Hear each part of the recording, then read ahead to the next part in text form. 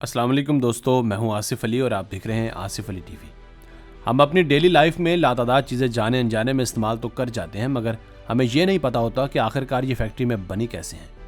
आज की वीडियो में भी हम आपको टमाटर केचप समेत ऐसी कई चीज़ों का मेकिंग प्रोसेस बताएंगे जो शायद आपका इन चीज़ों के बारे में नजरिया ही बदल देंगे। टमाटर केचप बनने का प्रोसेस मिस मत कीजिएगा, तो आपसे गुजारिश है कि वीडियो को आखिर तक देखिएगा। Number 4, jaggery making. सर्दियां आती हैं, गुड़ की मांग और इस्तेमाल में खासा इजाफा हो जाता है, मगर बहुत ही कम लोग ये जानते हैं कि गुड़ बेचारा किन किन मराहल से गुजरकर हम तक पहुंचता है। जैगरी मेकिंग यानी गुड़ बनाने का तरीका बिल्कुल उसी की तरह मीठा है। इस काम के लिए सबसे पहले तो बहुत सारे गन्ने खेत से गुड़ बनाने वाली जगह तक लाए जाते हैं। इन गन्नों पर से छिलकों को अलग करके उन्हें रस निकालने वाली मशीन में ठोंस दिया जाता है। मशीन एक हिस्से से गन्नों का रस निकालती जाती है, जबकि दूसरे हिस्से से गन्ने के बाकियात मुर्दा हालत में बरामद होते हैं।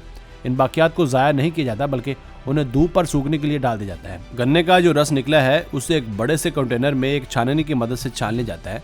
अब बारी आती है उसे पकाकर गुड़ बनाने की।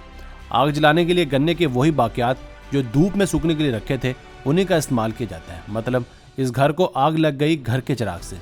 आग जलती रहती है और कुछ लोग चमचों के साथ एक बड़े से कढ़ाई में रस को हिलाते हैं। कुछ देर बाद इसके ऊपर इम्प्योरिटी जमा होने लगती है। इम्प्योरिटी को वहां से अच्छी तरह से हटा लिया जाता है और खूब गर्म हुए रस को डब्बों में भरकर ठंडा होने के लिए रख दिया जाता है। लो जी, तैयार हो गया आपका गुड़।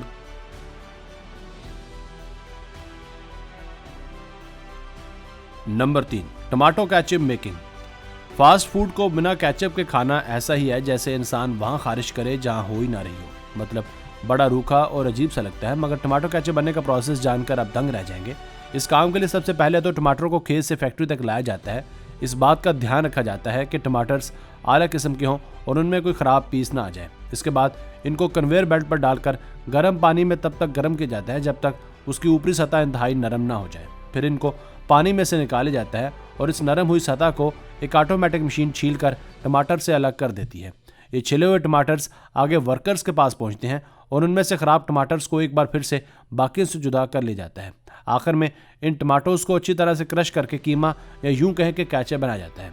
इनको मज़ीद जायकेदार बनाने के लिए हर कंपनी उसमें अपने सीक्रेट मसाले भी ऐड करती है। फिर ये केचप डब्बों में पैक होता है और ब्लेंडिंग के बाद हम तक पहुंचा दिया जाता है। Number 2, Honey extraction. शहद ना सिर्फ सेहत के एतबार से बल्कि शरई एतबार से भी बड़ी मोतबर चीज़ है। आजकल शहद की मक्खियों को पालना और उनसे भारी मिकदार में शहद हासिल करना एक ट्रेंड सा बनता जा रहा है।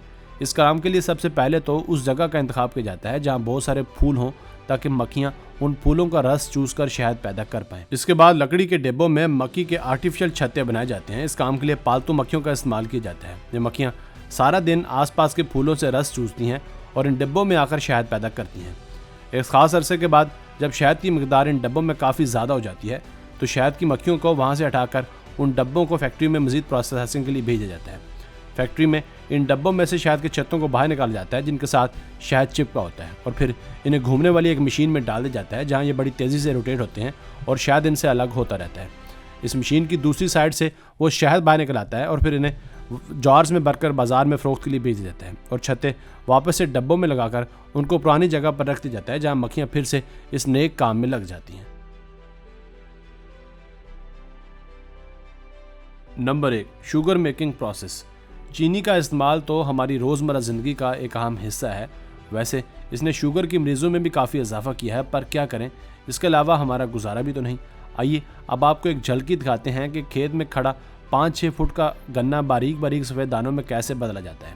इस काम के लिए सबसे पहले गन्ने के ट्रक भरकर फैक्ट्री तक पहुंचाए जाते हैं जहां इनकी साफ़ सफाई के बाद इनको छोटे छोटे टुकड़ों में बदल जाता है। ये छोटे टुकड़े मज़ीद ब्रीक रेशो में बदलने के लिए उन्हें क्रशिंग मशीन में से गुजारा जाता है। उसके बाद उनका रस निकाला जाता है और रस में सल्फर डाइऑक्साइड नामी एक गैस मिलाई जाती है जिससे चीनी के वाइट दाने बनते हैं। उसके बाद इसमें लाइम पाउडर डाला जाता है। ये पाउडर गन्ने के रस में मौजूद इम्प्योरिटी को नीचे बिठा देता है, जबकि ऊपर से प्योर रस को छान कर अलग कर ले जाता है। अब इसको गर्म किया जाता है और ये आहिस्ता आहिस्ता चीनी के बारीक दानों में कन्वर्ट होना शुरू हो जाते हैं। चीनी के ये छोटे मोटे दाने कंटेनर की दीवारों के साथ चिपके होते हैं और इन्हें पानी के हाई प्रेशर से दीवारों से अलग कर ले जाता है। आखिर में चीनी के बहुत से दाने बचते हैं जिनमें से कुछ बारीक और कुछ मोटे होते हैं। इनको मुख्तलिफ लिहाज से पैक करके मार्केट में भिजवा दिया जाता है।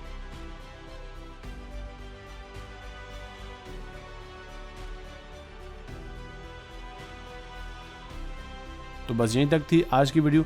आपको इनमें से कौन सा प्रोसेस सबसे ज़्यादा पसंद आया और कौन सा प्रोसेस आपने पहले से देख रखा था, हमें कमेंट सेक्शन में लाजमी बताइएगा। अगर वीडियो पसंद आई हो तो प्लीज़ वीडियो को लाइक करके चैनल को भी सब्सक्राइब कर दीजिए। आपका बहुत शुक्रिया। मिलते हैं एक नई वीडियो के साथ। Keep watching Asif Ali TV.